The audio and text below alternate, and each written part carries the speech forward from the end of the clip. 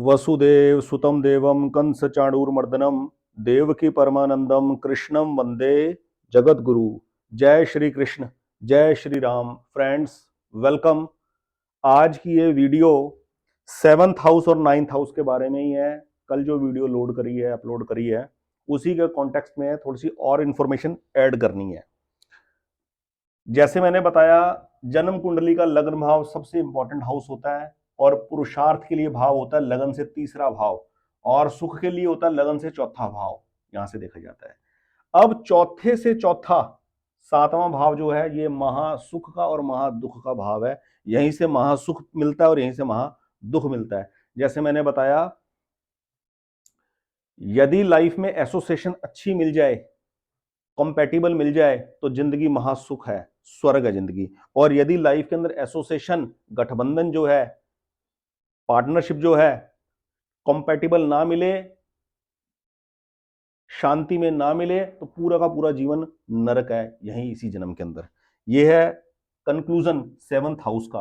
और 7th house से जो तीसरा घर है, 1 2 3 9वां हाउस, इस घर का सारा दारोमदार, इस घर की सारी खुशियों की जो चाबी है वो 9th हाउस के अंदर है। क्योंकि 9th हाउस हमारे धर्म, प्रारब्ध और भाग्य से संबंधित है। जितना प्रारब्ध अच्छा होगा, जितने पुण्य कर्म खाते में अच्छे होंगे, उतनी अच्छी एसोसिएशन लाइफ के अंदर मिलेगी। और वो एसोसिएशन मिलने के बाद फिर अच्छे कर्म करते रहे आदमी, तो आदमी बैलेंस रहता है। यही तरीका है लाइफ के अंदर।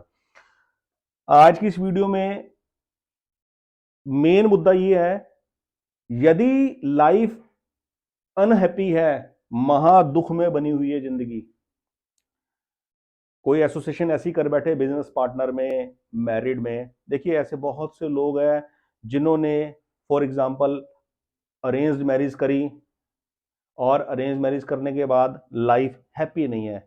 बड़ी लंबे सालों से जिंदगी चल रही है, पर लाइफ के अंदर वो खुशी नहीं है, कंपैटिबिलिटी नहीं है पार्टनर के साथ, विचार मेल नहीं खाते।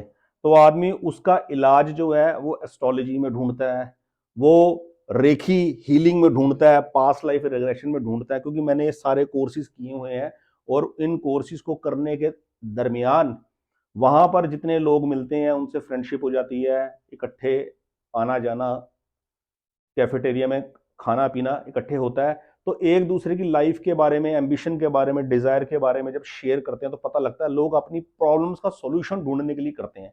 और एस्ट्रोलॉजी की जो इंडस्ट्री है, उसके अंदर सबसे बड़ा जो फ्रॉड है, वो फ्रॉड ये है कि आदमी को ये आश्वासन दिया जाता है कि एस्ट्रोलॉजी से ना आप अपनी सभी समस्याओं का समाधान ढूंढ लोगे। बड़ा कड़वा सच है, एस्ट्रोलॉजी से समस्या का समाधान नहीं मिलता। एस्ट्रोलॉजी से समस्या को निपटने की स्ट्रेंथ डेवलप करनी पड़ती है अपने अंदर। ठीक है। लग्नेश, सुखेश, भागेश और कर्मेश, लग्नेश, सुखेश, भागेश और कर्मेश जन्म कुंडली के अंदर यदि एवरेज से कम होंगे, तो जिंदगी में ऑब्स्टेकल हो गया, दुख होगा। उससे निपटने के लिए, अपने आप को प्रिपेयर करने के लिए, इनसे रिलेवेंट जेमस्टोन धारण करके कुंडली का दोष निवारण किया जाता है। ये मेथड है वैदिक एस्ट्रोलॉजी का, जो सही मेथड है। अब आदमी इन अलग अलग कोर्सेज को क्यों ज्वाइन करता है? जो मैंने देखा कि एस्ट्रोलॉजी सीख करना, हम जो ग्रह की महादशा आएगी उसका इलाज, और जो अंतरदशा आएगी उसका इलाज कर कर हम अपने जीवन को मैक्सिमम सुखी बना लेंगे। पर अब कब, पर होता क्या प्रैक्टिकली, ऐसा जीवन में उस मुकाम तक नहीं हो पाता, उस लेवल तक नहीं हो पाता जो आदमी की एक्सपेक्टेशन होती है, और आदमी ठगी का शिकार होता है। दुनिया भर के कोर्सेज कर लेता है, आराम उसको कहीं से आता नहीं है। तो आज की इस वीडियो में मैं आपको ये बताऊंगा, ये आज की इस वीडियो में ये बताने का मेरा प्रयत्न है, कितनी मात्रा में एस्ट्रोलॉजी हेल्प करेगी और कितनी मात्रा के अंदर परमात्मा का पारिमार्थिक पथ काम करेगा। फॉर एग्जाम्पल, चलिए पहले मैं एस्ट्रोलॉजी का पहलू बता देता हूं कि एस्ट्रोलॉजी आदमी की क्या हेल्प करेगी। जब तक आदमी अपनी प्रॉब्लम का डिस्कशन अपना हॉरोस्कोप दिखाकर नहीं कर लेता, उसको चैन नहीं पड़ता जिंदगी में। ये ट्रुथ है, ये सच है। क्योंकि ये कहना बड़ा आसान है कि श्रीमद् भगवद गीता में वाली बात भगवान ने कहा कि समत्वम योग उच्चते, जय पराजय में, लाभ हानि में, जीवन मृत्यु में बिल्कुल स्थिर हो जा। अर्जुन, भगवान अर्जुन को ये वाली बात समझाते हैं। लेकिन प्रैक्टिकली जीवन में जिसके ऊपर दुख गुजर रहा होता है, जो उन परिस्थितियों का सामना कर रहा होता है, वो कैसे कर रहा होता है ये वही जानता है। क्योंकि मैंने अपनी इतनी आयु के अंदर कितने स्टेजेस इतने डिफिकल्ट पार करे हैं वो मैं ही जानता हूं। वो मैंने पार नहीं करे, वो परमात्मा की कृपा से पार परमात्मा ने करवा दिए। तो अल्टीमेटली मूल में परमात्मा की कृपा ही काम करेगी। परमात्मा की कृपा होगी तो ही कोई अच्छा सलाहकार मिलेगा, और वो सलाहकार ये नहीं कि पैसे देकर कोई ज्योतिषी की सलाह से मिलेगा। हो सकता है राह चलते कोई छोटा बच्चा आपको सलाह दे दे जिंदगी, और जिंदगी बदल जाएगी, ये पक्की गारंटी है। तो मैं आपको बताता हूं, इस भाव में, सातवें भाव के अंदर जीवन यदि अत्यंत दुख में बना हुआ है तो उसका एस्ट्रोलॉजी के हिसाब से ज्यादा क्या इलाज है। कोई बड़े से बड़ा एस्ट्रोलॉजर क्या कर लेगा, वो ये करेगा एस्ट्रोलॉजी के हिसाब से। हमें यह पता लगता है सातवें भाव की जो स्ट्रेंथ है वो कैसे देखी जाएगी। सातवें भाव का स्वामी जन्म कुंडली के अंदर किस भाव में जाके बैठा है, किस राशि के ऊपर जाके बैठा है। पहली बात, उस भाव में जाने से वो केंद्र के अंदर गया है या त्रिकोण में गया है या इनसे आउट हो गया, 6 8 12 में फंस गया या 2 3 11 में आ गया। तो इससे पता लग जाएगा। एक पहलू ये है, भाव का स्वामी, सातवें भाव का स्वामी कहां गया, किस भाव में जाके बैठा, नंबर 1। नंबर 2, उस भाव में कौन सी राशि है, उस राशि के स्वामी से उसका क्या संबंध है इस जन्म कुंडली के हिसाब से, इस लगन की कुंडली के हिसाब से उसका क्या रिलेशन है जिस राशि के ऊपर जाके इस भाव का स्वामी बैठा। तीसरा पहलू है, सातवें भाव का स्वामी जिस भाव में जिस राशि के ऊपर बैठा, उस राशि के अंदर 2.25 नक्षत्र कौन कौन से हैं, और वो 2.25 नक्षत्र के किस नक्षत्र के किस चरण में वो जाके बैठा है। इससे पता लग जाएगा इस भाव के अंदर कितनी स्ट्रेंथ है।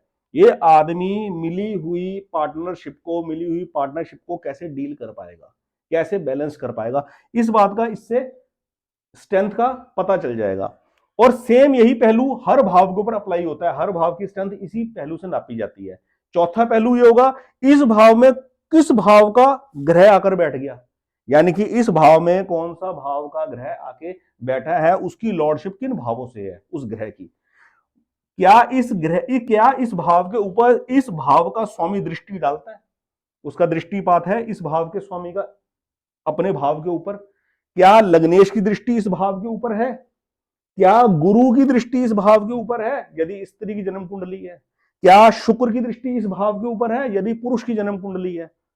पार्टनरशिप का लाभ, पार्टनरशिप का सुख पाने के लिए ये सारे पॉइंट्स मैटर करते हैं। तो इससे पता लग जाता है। फॉर एग्जांपल मैं मान के चलूं कि 10 में से नंबरिंग करनी है, 10 में से मानते इस भाव को 5 नंबर मिले, 7 नंबर मिले, 3 नंबर मिले, 2 नंबर मिले, 0 नंबर मिला, तो इससे भाव की स्ट्रेंथ पता लगती है। इससे पता लग जाएगा कि पार्टनरशिप का लेवल सुख में होगा कि दुख में होगा।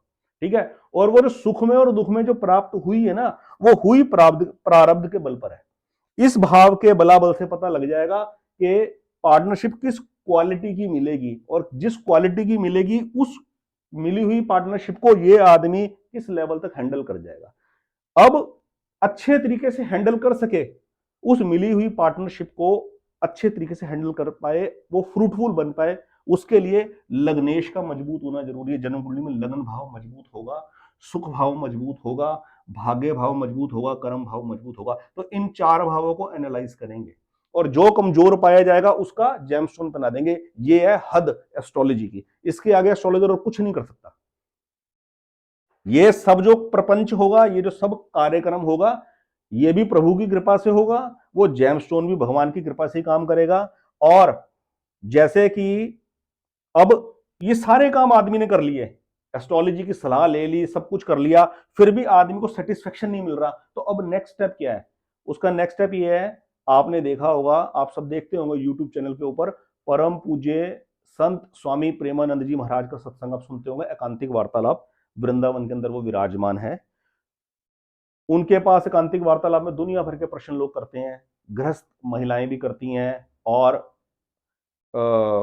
जो बीमार है व्यक्ति वो भी आके उनके साथ करता है। वो हर चीज का क्या निचोड़ बताते हैं, भगवान का नाम जप, कि आप भगवान के नाम जप में लग जाओ अटूट श्रद्धा के साथ, और उस नाम जप में लग जाओ जिसमें आपकी श्रद्धा है।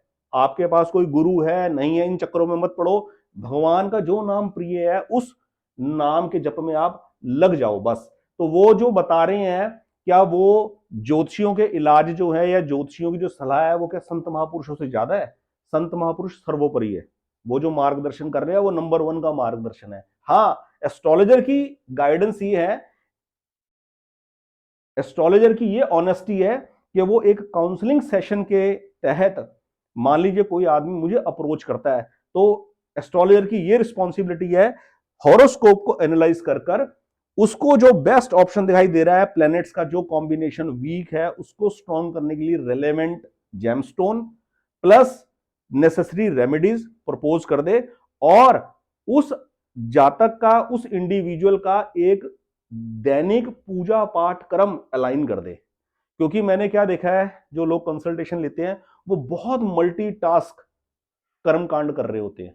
मैं जिस भी के भी बारे में बोलता हूँ वो सब बताते हैं हम ये भी कर रहे हैं, हम ये भी कर रहे हैं, हम ये भी कर रहे हैं, पर तसल्ली कहीं से नहीं है, चैन कहीं से नहीं पड़ रहा।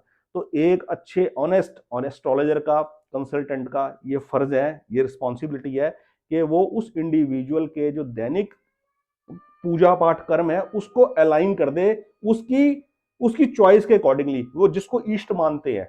ये सारी हिस्ट्री पूछने के बाद ये मेन रोल है। बाकी इस एश्योरेंस में पड़ता है आदमी कि मैं एस्ट्रोलॉजी सीखकर अपने प्रॉब्लम को रेक्टिफाई कर जाऊंगा, समय वेस्ट होता है, पैसे वेस्ट होते हैं उसके, ठीक है। रेखी हीलिंग के अंदर आदमी 7 चक्रास को अलाइन करने में लगा रहता है, 7 चक्रास को की एनर्जी को मुझे क्लीन करना है और 7 चक्रास बैलेंस करने हैं, लेकिन सेटिस्फेक्शन आदमी को होता नहीं है। एक नया कोर्स चला हुआ है पास्ट लाइफ रिग्रेशन, पहले चला करता था, आजकल ये कोर्स आकाशीय रीडिंग्स के नाम से है, यानी कि जो आदमी की प्रॉब्लम है वो डायरेक्टली इनडायरेक्टली सामने वाले को पता चल जाती है और आदमी उस चीज को पुराने जन्म से लिंक कर देता है। मेरे कहने का मतलब ये है, मैंने कई लोग देखे हैं, कई ऐसे लोगों को देखा है जो काफी लंबे समय से इन सब चीजों के अंदर पड़े हुए हैं और कर रहे हैं, लेकिन उनको सेटिस्फेक्शन नहीं मिलता। तो एस्ट्रोलॉजी से उसकी हेल्प क्या मिलेगी वो मैंने आपको बता दिया। एस्ट्रोलॉजी से रेक्टिफिकेशन हो जाएगा।